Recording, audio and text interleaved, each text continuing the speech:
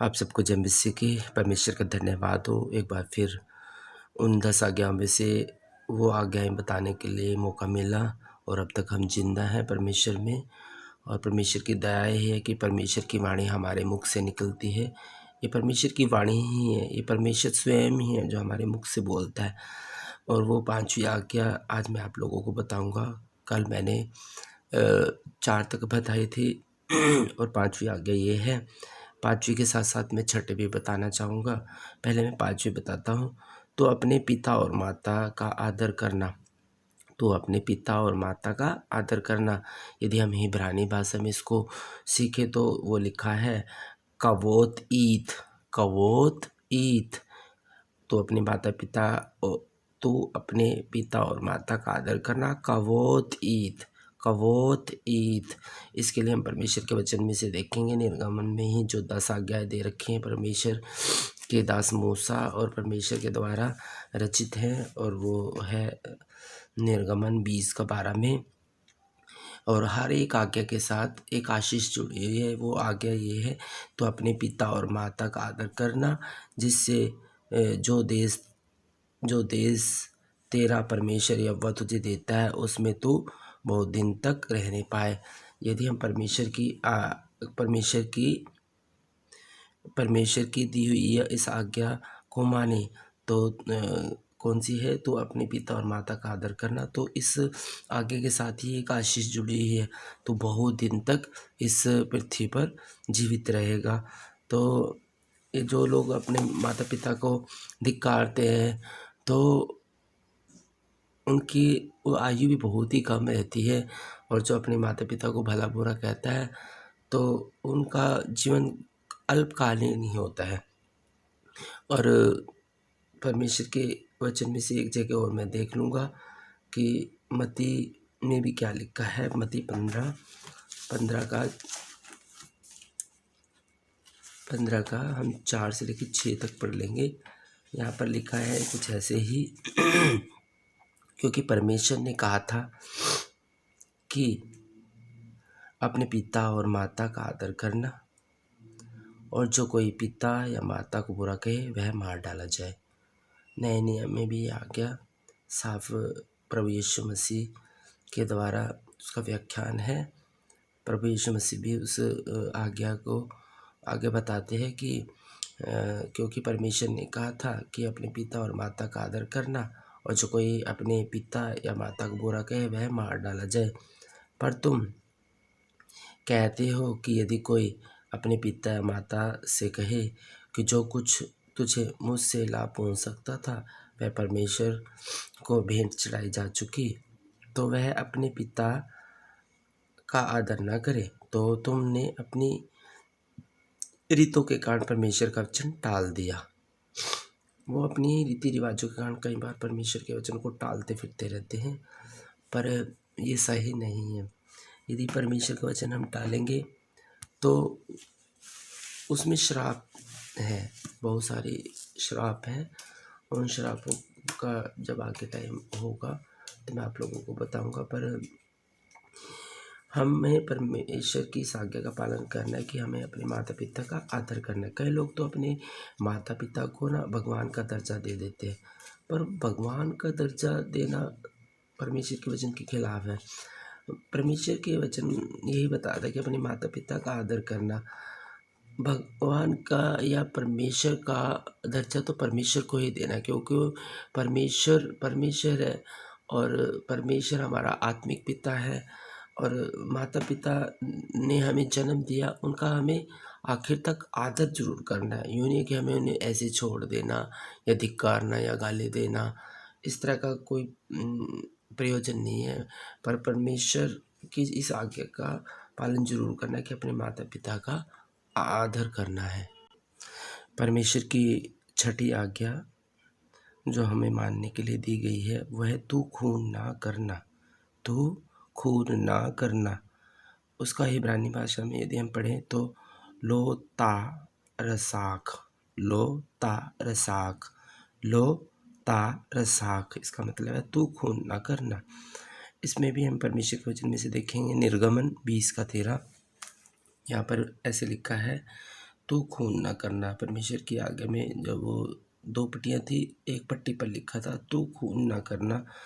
तो तू खून ना करना के बारे में मैं कुछ आगे और बताऊंगा। पुराने नियम में तू खून ना करना के विषय में, पुराने नए नियम में प्रभु यीशु मसीह ने खून के बारे में क्या हिदायत दी है, तू खून ना करना। तो यहाँ पर कुछ ऐसे लिखा है 5:22, परंतु मैं तुमसे कहता हूँ कि जो कोई अपने भाई पर क्रोध करेगा, जो क्रोध भी करेगा ना, खून तो दूर की बात है, जो अपने भाई पर क्रोध करेगा वह कचहरी में दंड के योग्य होगा।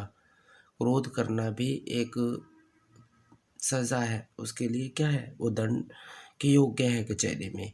और जो कोई अपने भाई को निकम्मा कहेगा, यदि हम कह दे कि निकम्मा भी कह देते हैं अपने भाई को, यदि कोई निकम्मा कहेगा तो वह महासभा में दंड के योग्य होगा। एक महासभा में उसे सौंप दिया जाएगा और उसे वहाँ पर दंड दिया जाएगा।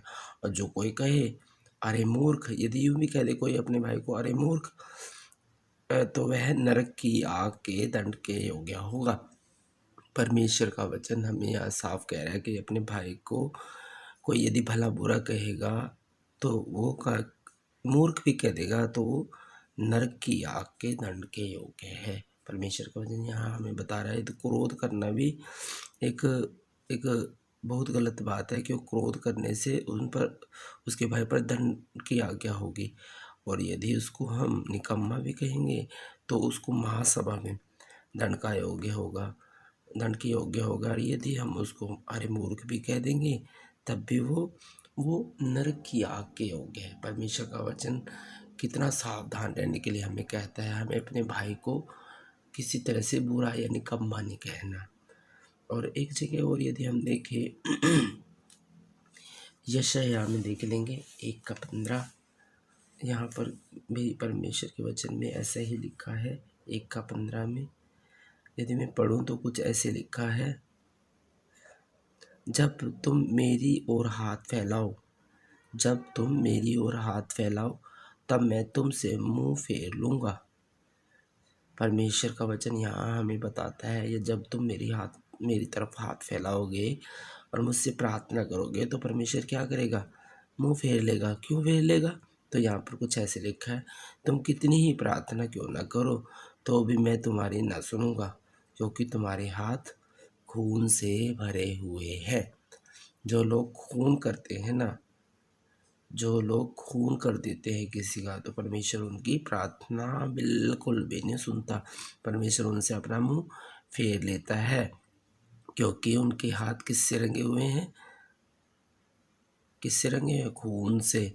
क्योंकि जब चाहे जितनी मर्जी प्रार्थना कर ले, जितने मर्जी परमेश्वर के आगे हाथ फैला ले, परमेश्वर उनसे मुंह फेर लेगा और उनकी प्रार्थना बिल्कुल भी नहीं सुनेगा। परमेश्वर का वचन हमें अब यहाँ सावधान रहने के लिए कह रहा है कि हमें खून करना कितनी बड़ी गुनाह की सज़ा है, और क्रोध करना भी, और किसी को मूर्ख कहना भी, और किसी को भी भला बुरा कहना भी एक सज़ा है। क्योंकि हर एक आगे के साथ एक सज़ा या फिर आशीष लिखी हुई है। एक जगह यदि और हम देखें परमेश्वर के वचन में से, 1 यूहन्ना 2:11, इसको भी मैं आपको पढ़ के सुना देता हूँ। और 1 यूहन्ना 2:11 में यहाँ पर कुछ ऐसे लिखा है, यदि मैं पढ़ूँ तो यहाँ पर लिखा है, पर जो कोई अपने भाई से बैर रखता है, जो अपने भाई से बैर रखता है तो वह अंधकार में है। अंधकार, अंधकार यानी शैतान के वश में है। अंधकार में कौन रहता है, शैतानी और शैतान के लोग, ठीक है। पर यहाँ ये लिखा है, पर जो कोई अपने भाई से बैर रखता है वह अंधकार में है और अंधकार में चलता है और नहीं जानता कि कहाँ जाता है, क्योंकि अंधकार ने उसकी आंखें अंधी कर दी है। यानी वो उस जो अपने भाई को क्या कहेगा, अपने भाई से बैर रखता है ना, वो समझो शैतान के वश में है, और शैतान के वश में रहकर ही वो चलता है। उसकी आंखें अंधी हैं, क्योंकि इस संसार का जो मालिक है वो अंधार पर ही राज करता है और लोगों की आंखों को अंधा कर देता है। वो आँख होते भी नहीं देखते और कान होते भी नहीं सुनते। परमेश्वर का वचन यहाँ हमें बताता है कि जो अपने भाई से बैर रखेगा वो अंधकार में, वो शैतान के वश में है। जैसे हाबिल का खून आज पुकारता है ना, क्योंकि क्या कैन ने हाबिल को कत्ल कर दिया था, किसके कारण? क्रोध के कारण। ठीक है, थोड़े से क्रोध के कारण क्या होता है? कत्ल हो जाता है। इसलिए क्रोध जिसके अंदर होता है ना, तो वो क्रोध के कारण कत्ल भी तक भी कर देता है। इसलिए इस छठी और महत्वपूर्ण आज्ञा का निचोड़ ये है कि तो खून ना करना। तो खून ना करना मतलब परमेश्वर से बैर करना। परमेश्वर से बैर करने, परमेश्वर से हम धर्म जी दुआ प्रार्थना कर ले तो परमेश्वर हमारी नहीं सुनेगा। परमेश्वर का मुँह हमारे से फिर जाएगा और वो परमेश्वर हमारी तरफ देखेगा तक नहीं। परमेश्वर की यही छठी आज्ञा थी। अब आगे और भी जारी रहेगा, 7वीं, फिर 8वीं, फिर 9वीं, फिर 10वीं, 10 आज्ञाएँ हैं। मैं आपको बारी बारी से बताता रहूँगा। सभी को जय मसीह की।